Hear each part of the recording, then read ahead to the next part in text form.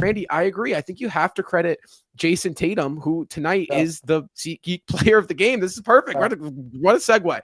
Guys, before we talk about Tatum, though, I just want to give a quick shout out to the sponsor of the postgame show, SeatGeek. Guys, SeatGeek is the best ticketing app out there on the market. They have you covered for all live events in your area. Guys, the Celtics, it's getting to crunch time, and they are playing some pretty damn good basketball right now. There is no better time to go watch this team live in your area. Use code Celtics Weekly at checkout for $20 off your first purchase. That link will be in the top of the description down below. Guys, let's talk about, again, a huge shout out to Siki. Let's talk about Jayson Tatum, man, because right now this guy's on a heater.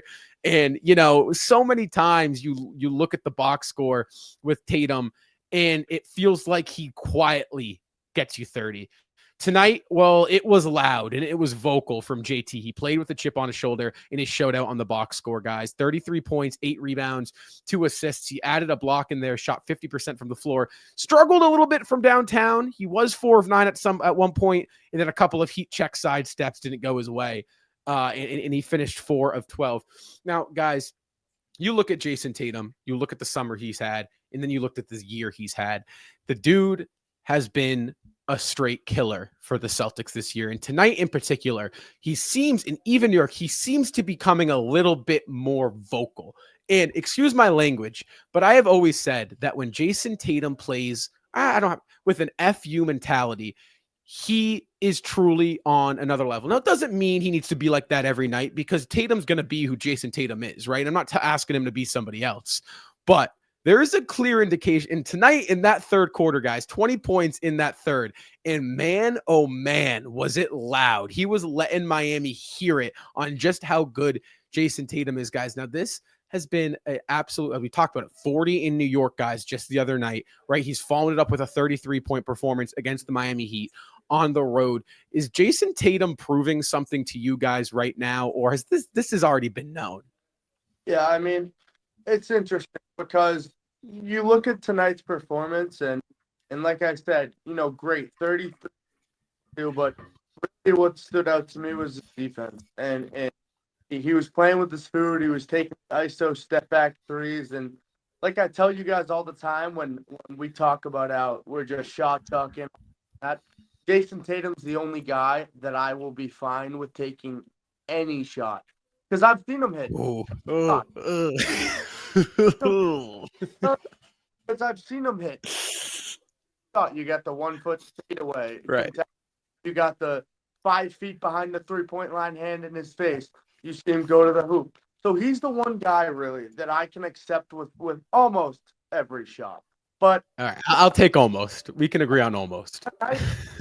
Not only was it just on the defensive side of things, but I think really what got Tatum going when he really didn't have much going for him in that first half was he was getting the high pick and roll with KP up top, and then when you get Jayson Tatum one-on-one heading towards the hoop, and you got a big on him one-on-one, nobody is stopping that. And they talked about Robert Williams in the broadcast, actually, how, you know, after 3 years, Robert Williams finally, you know, he finally figured out how to guard drop coverage one-on-one with a forward coming at you one-on-one towards the paint. And that's where Tatum's game, I think, excels so much when you set him a high screen and you don't jam the screener and you allow Tatum to come downhill.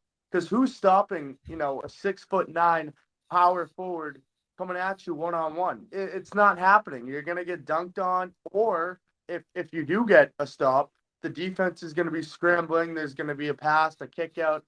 Someone's going to have an open three. And for a team like the Celtics, having an open three, it's basically just a free bucket. So that's what's so difficult about defending the Celtics team is when you have Tatum commanding the offense kind of like he did tonight. It's almost impossible to defend this team because you try and go at him with 2 guys, someone's open, there's going to be a 3. You try and go one-on-one with him, he can step back and kill you from just about anywhere on the floor, or he can burn you and post you up in the paint. So that's what's so tricky about guarding Jayson Tatum. And I really think tonight it kind of showed. You know, I was watching the game with some of my buddies, and the first quarter or first half hit, and I think he had what, like 9 points, something like that. And we Yeah, were quiet. something like that. I don't know. We were sitting like, okay, it's still a game at halftime. When are we going to see Jayson Tatum really show that, okay, I am the MVP. I don't need Jaylen Brown. I don't need Drew Holiday. I can lead a team. I can carry a team. I don't need all this help around me. And I think in that third quarter, we saw that firsthand. Yeah, Jayson Tatum, I think you really highlighted it there, Randy, where he's a multifaceted player.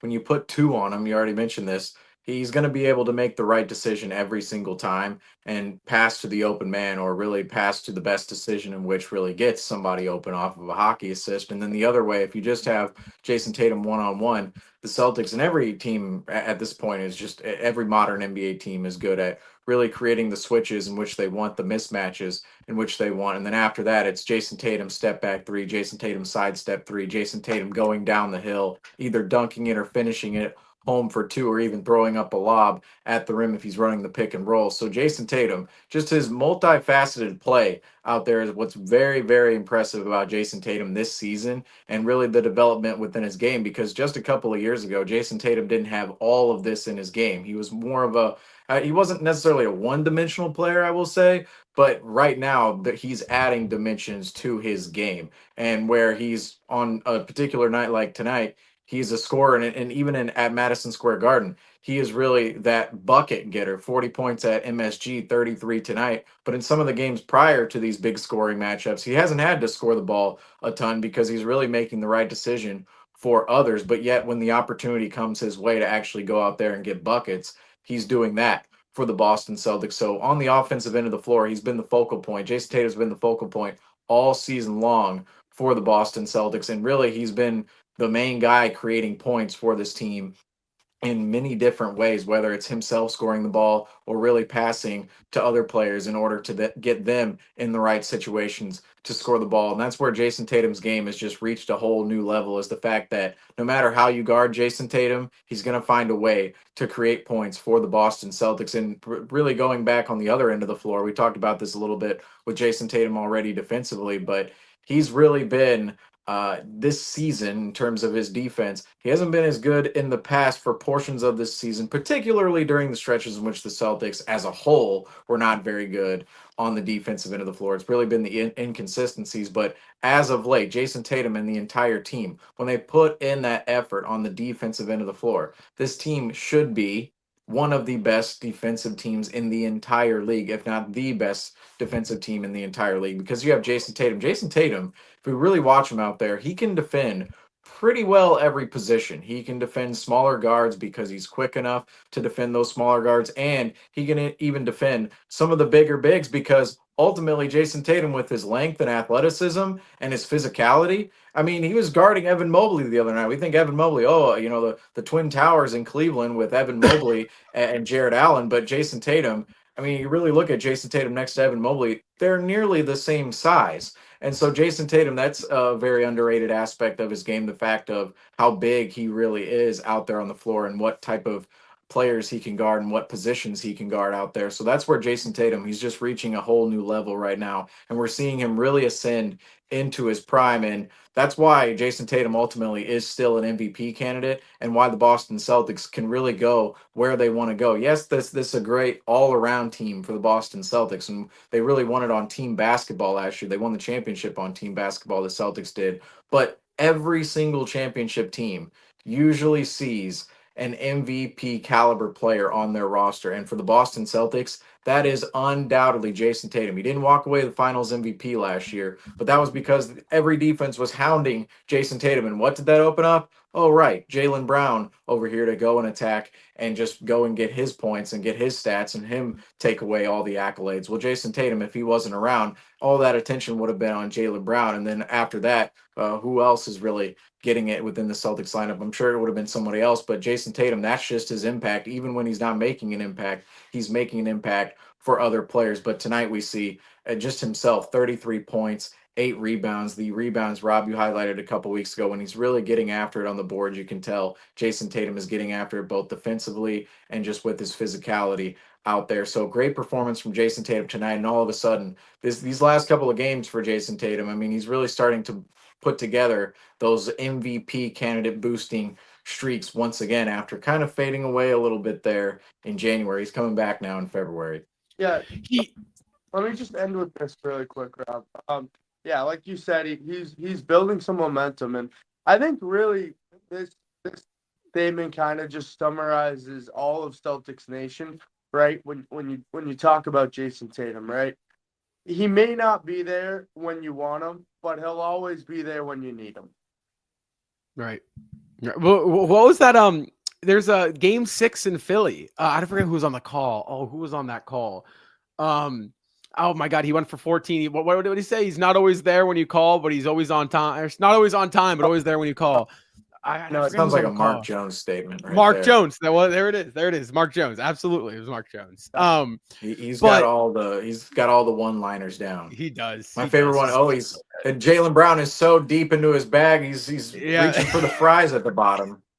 Like, that was the best one. That was against the Philadelphia 76ers too.